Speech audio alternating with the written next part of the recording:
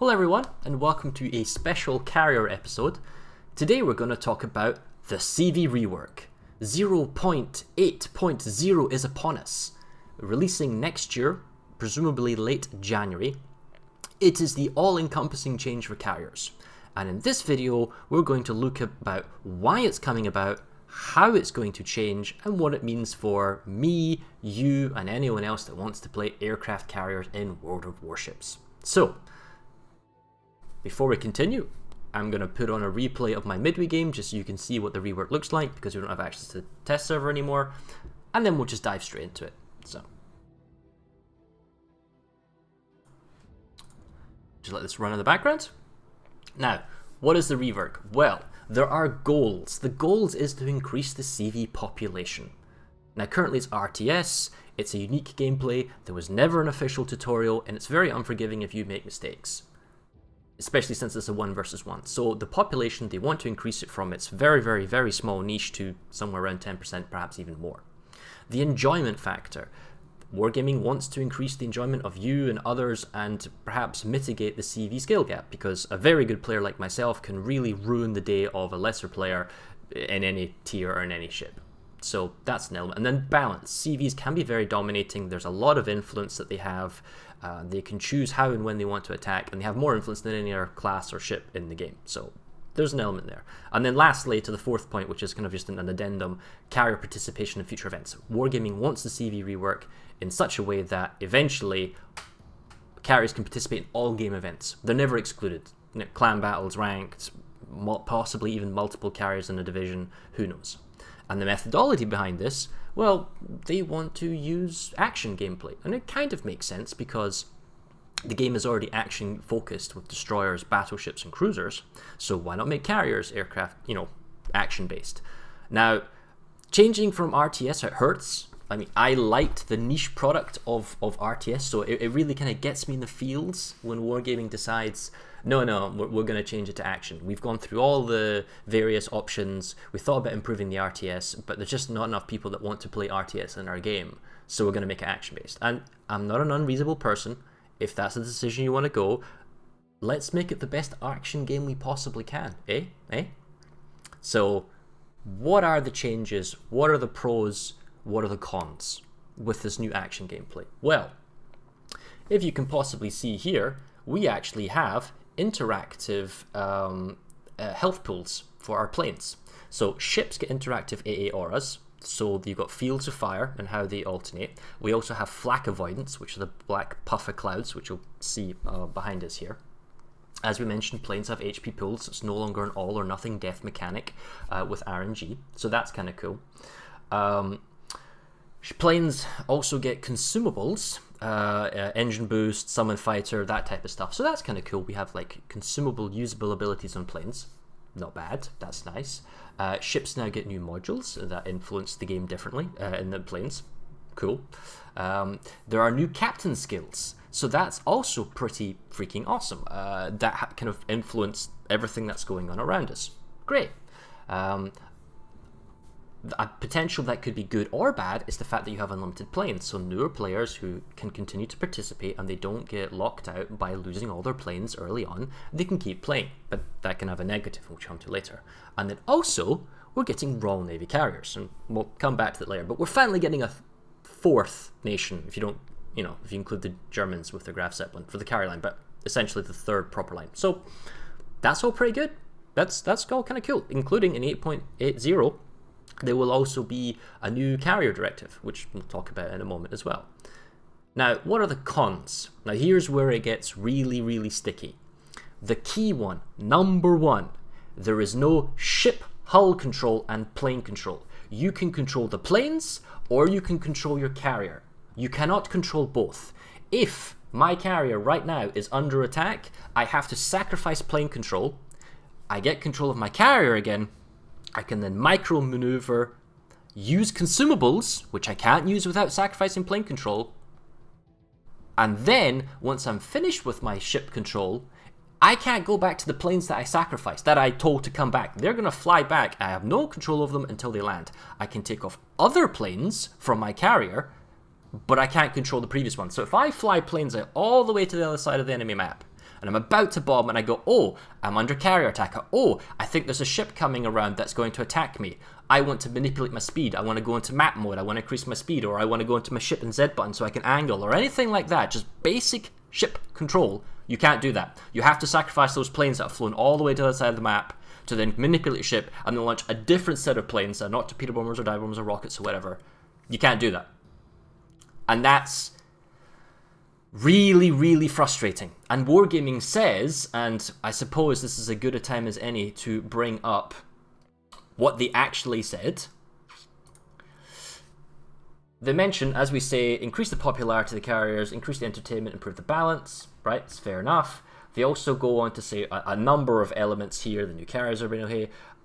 But we know that there have been some situations in which players would like to use a squadron and an aircraft carrying power. However, at the heart of the new gameplay, the management is only one unit at a time, predominantly the aircraft squadron. The condition is necessary for not spreading the players' attention too thin, and to reduce the current overload of micromanagement. Now I'm going to swear here. What a load of fucking bullshit. What a load of horse fucking bullshit. Right, swearing over. The Hakuryu is 8 squadrons. 9 with the current carrier. If that's too much, what are the current tier 4s? It's 3 planes on the current live tier 4 with the CV control. That's 4. You're going down to 2. Are you telling me that new people cannot mentally understand one ship, one plane wave? Heck, even I could totally just fly the plane out, control the hull if I need to, and then the planes are flying back, and then as they're flying back, when I don't need hull control, I can go back to the planes and then I can go back and attack again. There are so many ways of doing this. I want hull control. This game mode will only function properly if you take a hull control. What's the point of like automating the AI autopilot and not giving me hull control? And that now also brings me onto particular element number 2, the inability to use carrier consumables when you're controlling planes. We just mentioned that. However, what is Wargaming's solution? Automated consumable usage. You heard that right, automated consumable usage. So when we think you're being attacked by planes, we will automatically use your defensive on-fighter ability on your ship. Or we think you're flooding, we'll use your damage control party for you. Oh, we think you're low in health, we'll use your heal. That can be exploited, that can be abused by the enemy carrier. Why don't just make me a full bot? It's a very slippery slope when you start taking away controls of my ship and then automating them. I don't like that, Wargaming, I don't want that. Give me hull control if I want it. And then, those are the 2 main ones. Everything else is like stuff that can be balanced, but those are the 2 main ones. If it's too long and don't want to watch any further, that's it. Moving on. Lack of diversity. All carriers get a rocket plane over here, a torpedo bomber, and a dive bomber. You get variations, the number of planes in the wave, the number of waves you get in a strike, the number of bombs, the number of rockets. All of these things are different variables, but ultimately it is one of each plane type. That's it. There's no diversity. Now, coming from the old system where you have multiple different types of torpedo bombers and multiple different types of dive bombers or fighters, all that type of stuff, nope. There's no fighters anymore. It's only one set of bombers, one type each. You can only control one at a time. It's kind of a lack of diversity, which then leads into how do you differentiate between nations? Well, it's going to be dictated by plane stats, probably, because you don't have like hangar capacity or anything else in the ship hull, so it's going to be all plane related. And then how do you relate with plane stats? Well, you can do speed and then engine overboost, which is this fella up here, or you can change the consumables, or you can change the spread as we're coming in for the drop and that type of stuff. So there are ways that you can theoretically differentiate them, but the overall, it's one of this plane, one out the plane, one that other type of plane. The other element that we want to move on to is the lack of mini-map autopilot speed controls. Now, we've already kind of touched upon this about hull control, but basically, if I go into map mode and then I set the autopilot, I still can't use, when I'm in the top look-down map, I still can't use the consumables, and I can set the autopilot and the ship will start moving, but I can't dictate how fast I'm moving. Maybe I want to autopilot but go slowly. Or maybe I want to go faster at full speed, or I'm going to go to half speed. No, you can't dictate that, because you have to go back to your carrier to control that. One thing at a time. Even though they say one thing at a time, I can still do autopilot and keep plane control. Anyway, moving on. The repetitiveness of the gameplay. Unfortunately, after playing 10 or 15 times, this type of gameplay where I'm just attack, attack, attack, fly out, attack, attack, attack, come back, fly out, attack, attack, it gets repetitive. It gets kind of boring. It's stale. It's not as diverse of the current game system. There isn't that elegant meta of fighter control and torpedo bombing and cross-dropping and dive bomber micro or dive bomber scouting or anything like that. It can be quite stale, at least in randoms. In competitive, it's to be seen whether or not it's a completely different gameplay and whether or not it would work. But anyway, I find the gameplay at the moment to be shallow. And that moves on to the next point, the Tier 4 carrier experience. It is currently weak. Now, this can be balanced, and this can be polished over, but the Tier 4 carrier experience is just... it's weak. And this is the core of the game that I'm trying to get at here. You are trying to increase the player count that takes part. So when 080 comes out, there will be a huge spike in people that want to play carriers. Oh, what's the rework? Let me have a look at this. What's it like? Is it enjoyable? And unfortunately, Tier 4 is not enjoyable. The bombs are anemic, you do very little damage, planes are slow, it's cumbersome, they're very sluggish in terms of controlling. These are Tier 10 planes, so therefore they're very, very maneuverable and they can do everything like that. Tier 4s are not like that. So the new player experience at Tier 4 is weak, which means player retention is going to suffer. Tier 10, however, as we're watching, if you choose the right target and you use the right planes, is very, very powerful. Why is Wargaming doing this? Well, the simple fact is 080 is essentially a beta test.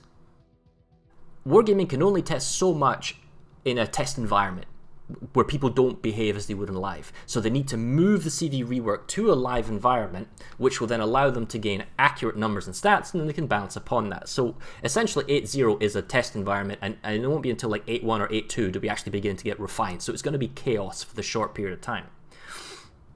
Another negative I want to talk about, which was a positive earlier, was unlimited planes.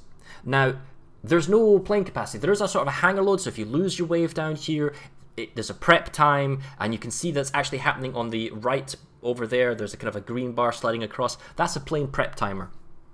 So for the waves to come back. But ultimately, you're in limited planes. That has a good side and the downside. We've spoken about the good side. The downside is that it encourages YOLO gameplay. I have no fear about losing planes. In the current system, in the current live, I have to be careful with my planes and my bombers. I can't just recklessly fly them out there because after a few minutes, I'll have nothing left for the rest of the game. So I have to be cautious, careful, and selective how I attack. If I have no plane loss, fly at the torpedo bombers, boom, dead, they're gone, white. Fly at the dive bombers, boom, dead, gone back. Fly at the fighter planes with rockets, boom, dead, torpedo bombers down, boom. Rinse and repeat. Just attack, YOLO, whatever. That's not very encouraging. That's not really fun. Just YOLO, YOLO, YOLO, but... who knows? If that's the action they're after. I personally don't like the fact that there's no punishment for YOLO gameplay like that, but whatever.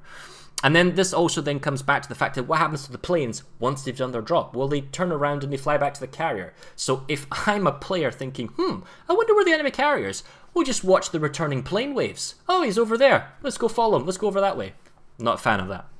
Again, these can be fixed. Another thing that also bugs me is that this CV rework, everything was up for grabs. So Wargaming was tinkering with armor-piercing dive bombs, moving up to Japanese, deep water torpedoes, high explosive, and basically you've got 4 sets of armaments, as we said. Armor-piercing, high explosive dive bombers, deep water, and normal torpedoes for torpedo bombers. And then you have rockets. You have the multi-saturation rockets the Americans got, and then you've got the American... only 2 rockets, but they have significantly higher penetration, so you've got options. What they have not done, however, is give you the ability to change your loadout in battle. I would like to have, say, torpedo bombers down here, and maybe deep water torpedoes do a lot more damage or have a significantly higher chance of flooding, but they cannot hit destroyers as we're attacking right now. Okay. So I want to use deep water torpedoes. But now actually I want to go after that cruiser destroyer for whatever reason. I would like to use normal torpedoes, so maybe they do less damage, maybe they have less flooding or whatever. But the point is, I would like that choice. Or maybe I have armor-piercing bombers and I have dive bombers, normal high explosive ones. I would like to choose depending on the target. That is not currently in the game, and I don't think Wargaming even knows how to do that. And with the CV rework, why haven't we done this? What are the options? Why is this not here? What's going on, right? So... those are kind of the cons. And then I want to talk now a little bit about team play. whereas before you could do lots of scouting and lots of sight, you could also do fighter control. So you could be a team player. You could protect your team. You could stop the enemy from bombing your guys. Well, now it's like the old Lexingtons from years gone by where no fighter Lexingtons and it's a bomb off. You can't do anything. You have a very limited area denial on use fighter, which you have to fly out with a plane, use your on-fire consumable. It will then loiter in that one area. So long as your friendly ships stays in that limited small area of that on-call fighter, they're somewhat supported and assisted. But it's not very intuitive, and it needs to be taught to new players, and it's not a great fighter replacement system. Plus, the Wargaming said they've reduced the time that the fighters now chase after your plane so you can somewhat escape, and anyway, the point is that the fighter gameplay means that as a team player, you're not really going to be able to prevent enemy bombing. You're literally just racing each other to see who can do the most damage, or be the, in that sense. Your planes also cannot spot torpedoes. You have one plane wave. You used to have up to maximum of 8. So it used to be the carrier could scout everywhere, so yes, it was hard for torpedoes. But if I choose not to bomb with my single plane wave and want to scout back and forth of a certain area so I can assist my team so that I can scout for torpedoes, then that should be my choice. Even make it so that spotting torpedoes, I have to be right on top of them. That should be a good team support decision. I have to be right on top of the torpedoes, so there for me to scout it. At least I'm giving some team support. But no, that's not the case. I don't like that. And then another thing that people kind of talk about is that, well, with scouting with planes, if you've got many, many waves to scout with your planes, well, that's a bad thing. That's too much influence. Let's change this. And you're in for a rude awakening, because that's not going to happen. Planes with engine boost and the consumable to reset the engine boost are really, really, really fast in this game mode. We're talking like 350 odd knots at tier 10 or something like that. So if I want to go from this side of the map to that side of the map, pew, off I go. Just pew, off I go. It's absolutely crazy. And if you think of a triangle, maybe my carrier, if you look on the minimap here, is down the bottom left, okay? And my plane wave is in the middle. Fair enough. What happens if I want to scout in the top left-hand corner of the map? I can fly the plane there really freaking fast, or, and this is assuming I want to do ship spotting, I can just hit the return button and then watch a different plane wave and then fly that plane wave directly from my carrier. So depending where my carrier is positioned and where the plane is positioned, I can either fly to something I need to spot, or I can just take off a new plane and fly there immediately. And team support wise, I'm now going to harass that person because I'm going to spot all day long, because the way the anti-air has changed. Medium and small AA guns create an aura damaging effect. However, large caliber AA guns are flak, so you can fly in the long range caliber AA, and so long as you dodge the flak, you're not going to take any plane damage, you're going to spot the thing all day long. And plus it gets better.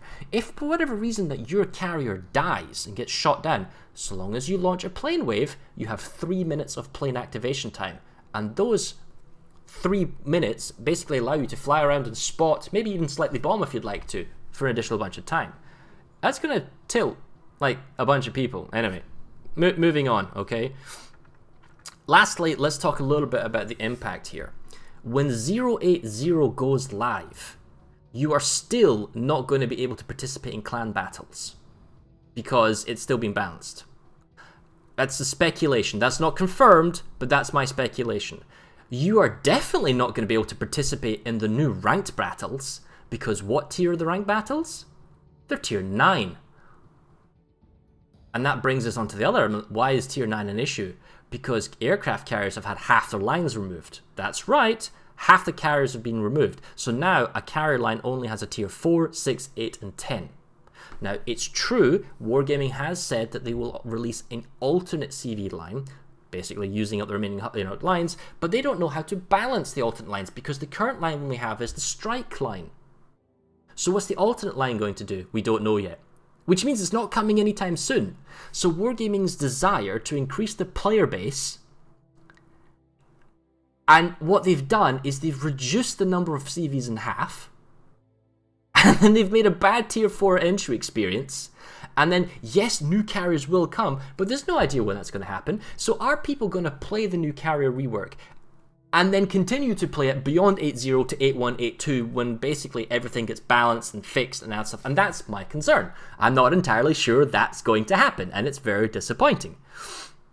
But you have to see Wargaming's mentality here is that they don't know how to differentiate the ships enough. Because you get like one rocket, one dive, one torpedo, and the way that you balance from one wave to another wave, if something's got 4 in a wave and something's got 3 in a wave, well, there's no 3.5. You can't do 3.5. So that's why they've taken away the odd CVs, the odd tier CVs.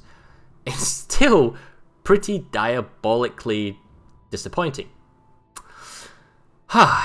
So that's where we are.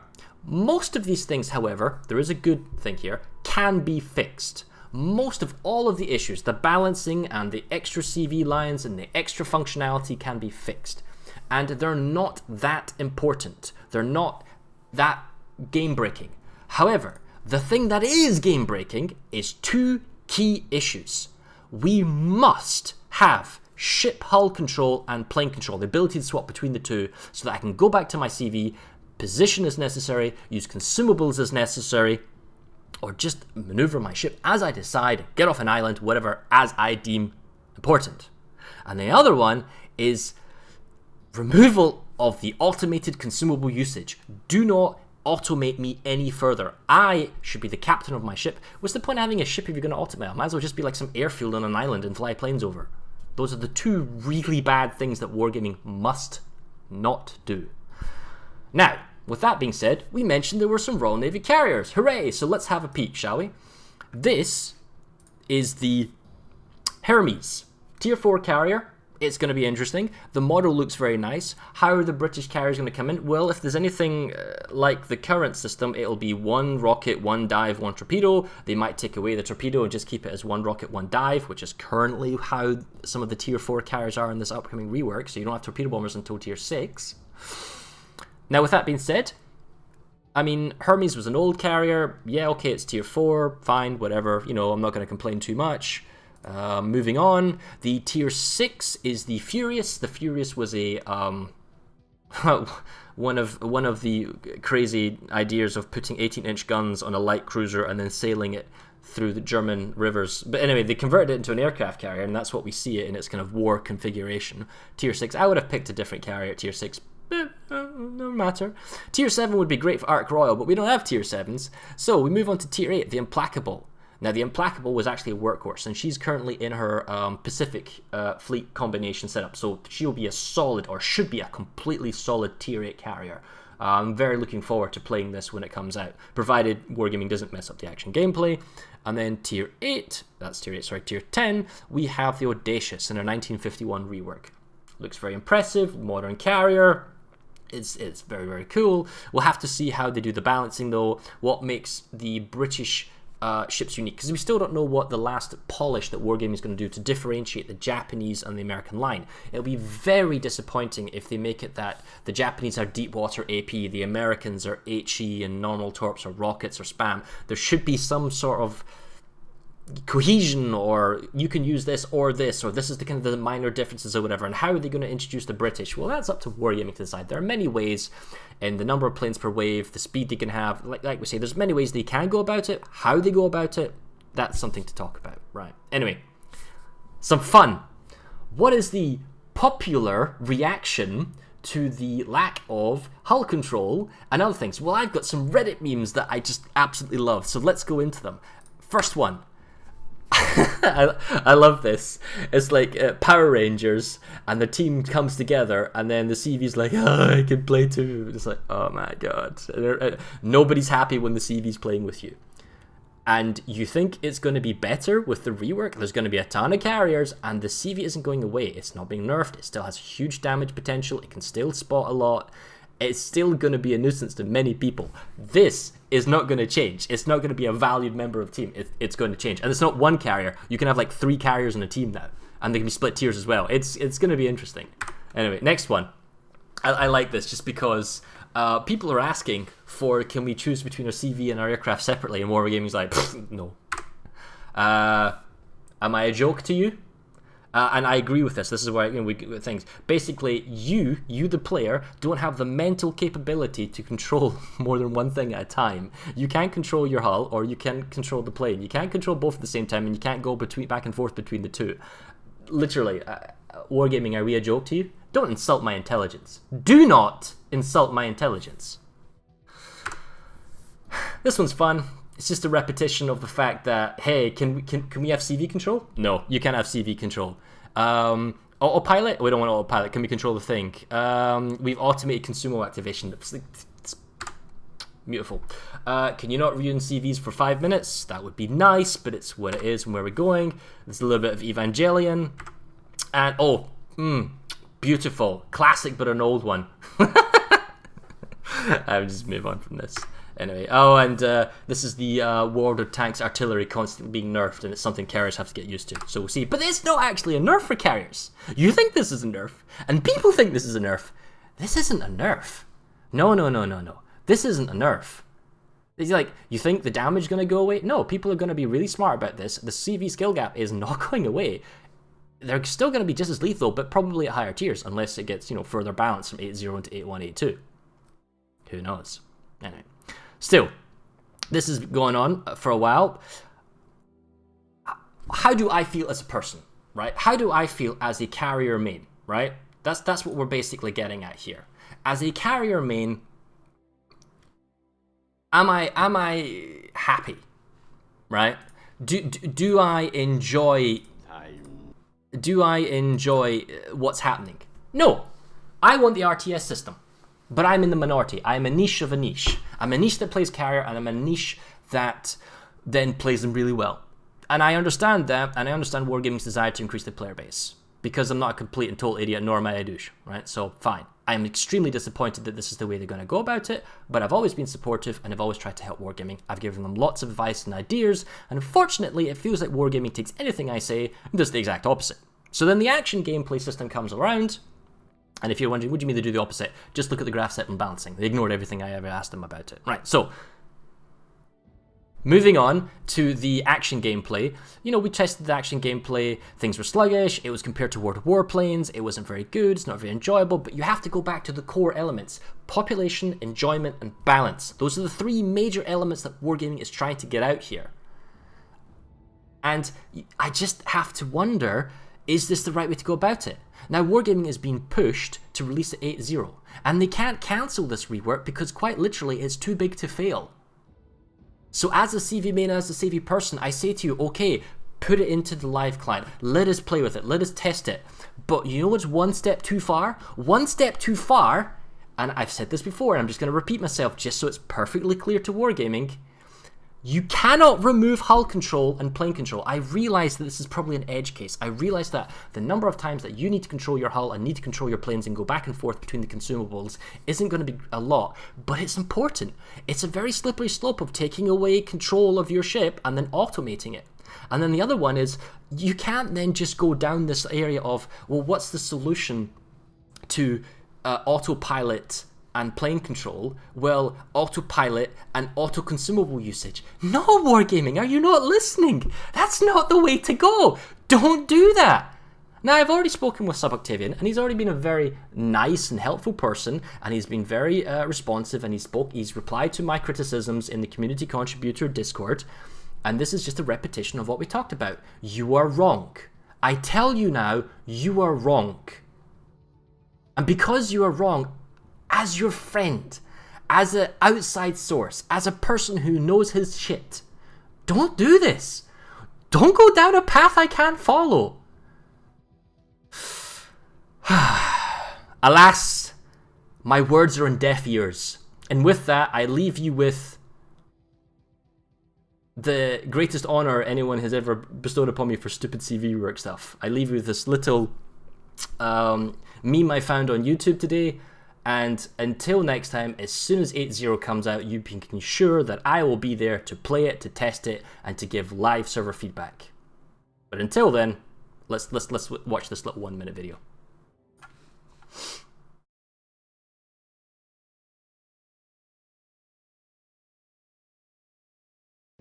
The time has come. Execute Order 66. Yes, my lord.